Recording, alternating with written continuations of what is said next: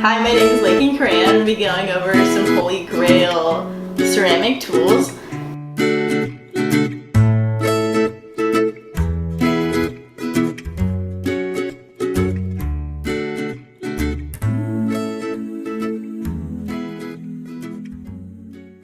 First, we're going to start out with what you need for throwing.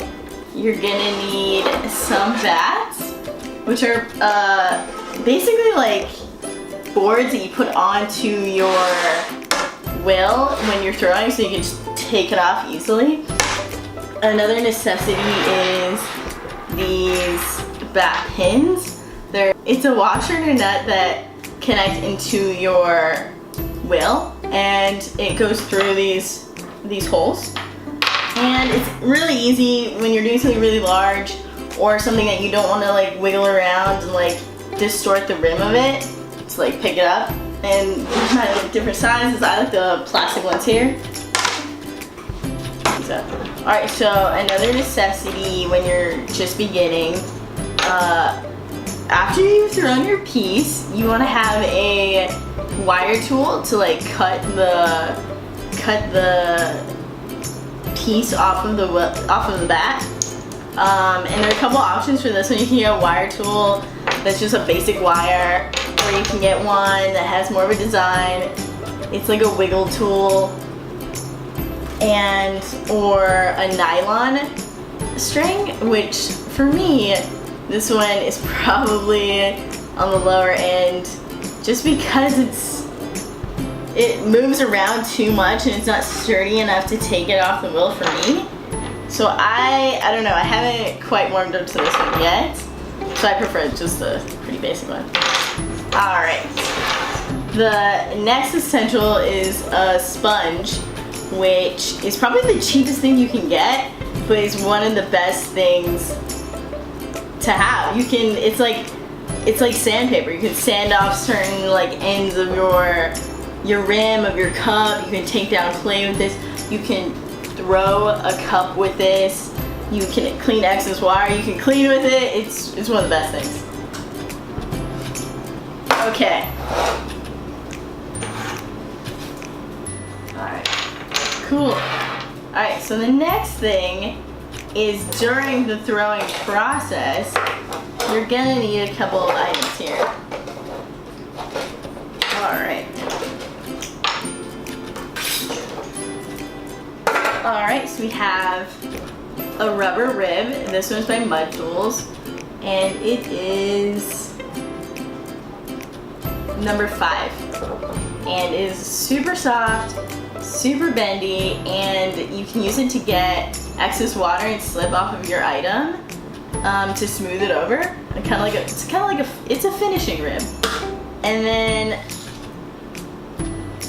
another good one is this rib by Kemper Tools, and it's a lot more firm and solid. So when you're wanting to like define the shape of something that you're throwing, this is a good tool.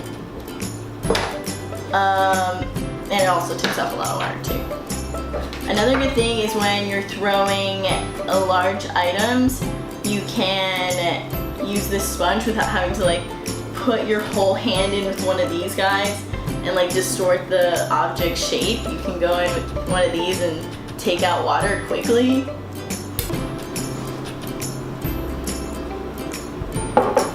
Okay, so this is one of the things I recommend the most is this ruler. It's super cheap and it's a good way to measure your progress. You can start out with a certain amount of clay. Usually it's a pound, and then you can see how far and how high you can get that pound of clay. And so this is a good way to measure your progress, and it's really affordable. And the next thing that I recommend is this caliper tool. It's really good for measuring the rims of your cup to make sure they're all the same, if that's what you're going for. Or when you're making a lid for something, you measure the rim of your cup to get exact to the rim that you're gonna throw or handle later. Secondly, this is one of the things I just recently discovered, and that was recommended to me by a friend, is using using this straight edge to make sure your cup is straight, and also clearing the rest of the clay from the bat. And it's a really quick way to like do two things at once. One of the next holy grail things is this needle tool, which is good for hundreds of purposes. You can dip inside of your object and measure the amount of clay between the bat and the bottom of the cup, and so you have enough room for trimming a foot. It's also good for like digging into clay, so you can attach another piece of clay. It's good for handles. It's limitless. You can design with this, graffito, whatever you want. It's also pretty affordable too. It's like $2-3. Another good thing I never throw without is this. I think it would be categorized as a trimming tool and or sculpture tool. But this is really good for just like cleaning all the clay off the bat when I take my object off, or just like cleaning up the bottom of the object when it's on the wheel.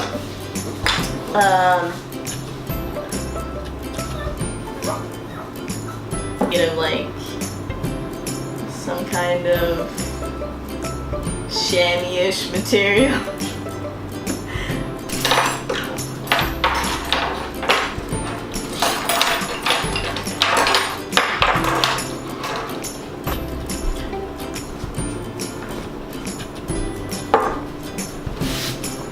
Alright, moving on to the decorating process and trimming process. So,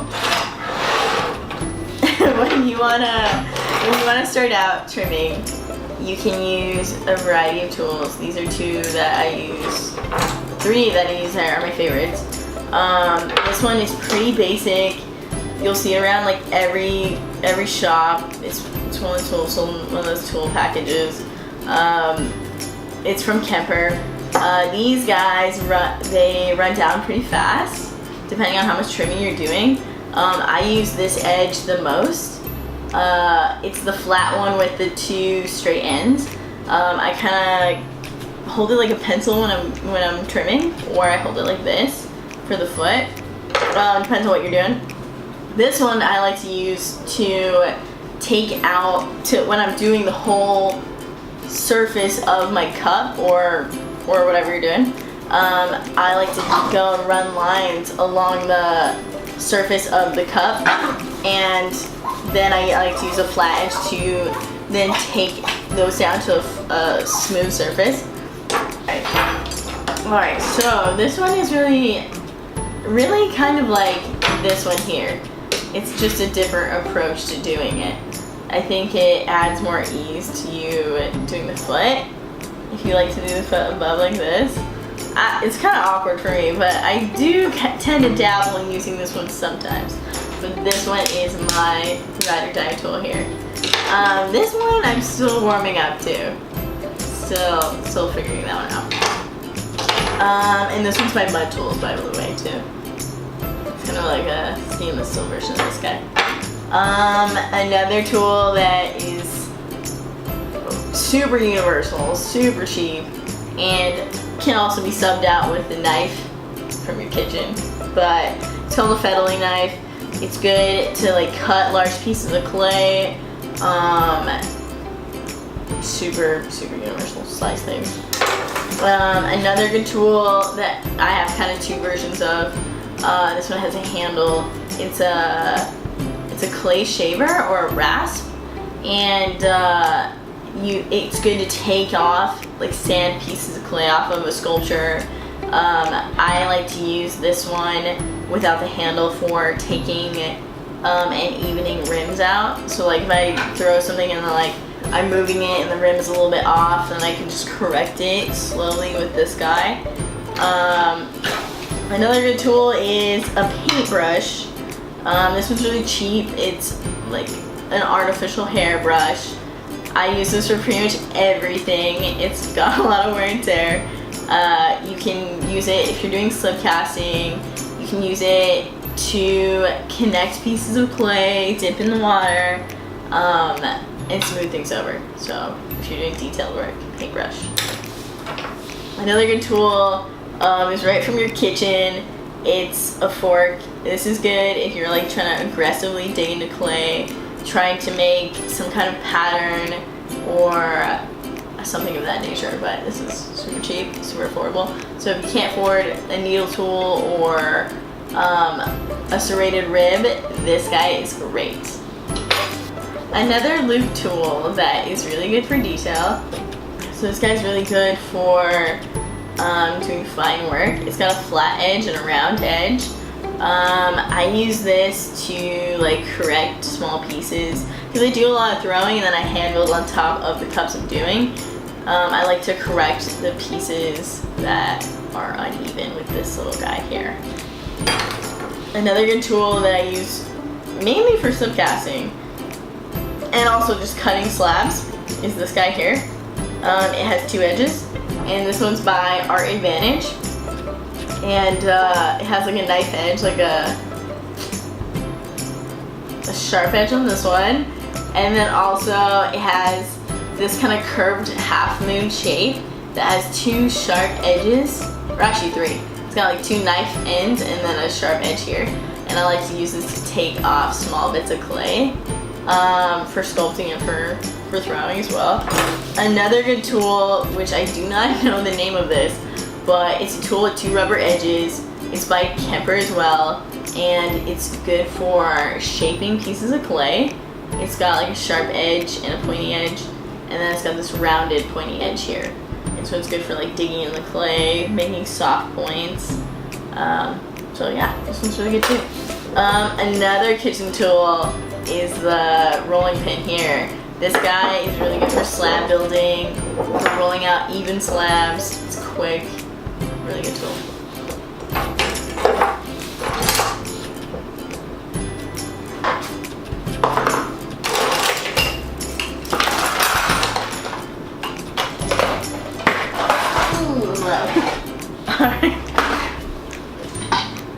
Alright. Last but not least, some of the tools that you're gonna need. Alright, so we got some troubleshooting items here. In case you get cracks, which in the beginning stages you probably will. Even in the later stages, clay is so unpredictable. I have this jar of white vinegar, and this is really good. The properties in vinegar like bond clay together, and so like if you're in the weeds and you mix up some slip, put some vinegar, add the water, and then make sure it's like a thick paste, and then try to like dig in the clay with a needle tool, and then mix this in with it, and then paste it on, and then connect the two pieces of clay together, and then just cross your fingers, hope for the best. Another good tool I just discovered, or not tool, but solution, is this porcelain stoneware enhancer, and this guy, I use it for stoneware, porcelain, actually just stoneware. This guy is really good for connecting clay. You can use it for bisqueware, you can use it for after you've fired, greenware and bisqueware. And it is about $6, but it's like it's probably next step better than vinegar. It's really good. Whoa, did you see that? Our house is haunted. Okay, so another good tool is basically when you're towards the end of your project and you're moving on and you're towards the last step, so you troubleshoot, it's made it to the bisque firing and you're ready to go. Is like a couple tools. Another kitchen tool. This is a whisk. Good to mix up glazes if you made them yourself. Commercial glazes. Good to mix up.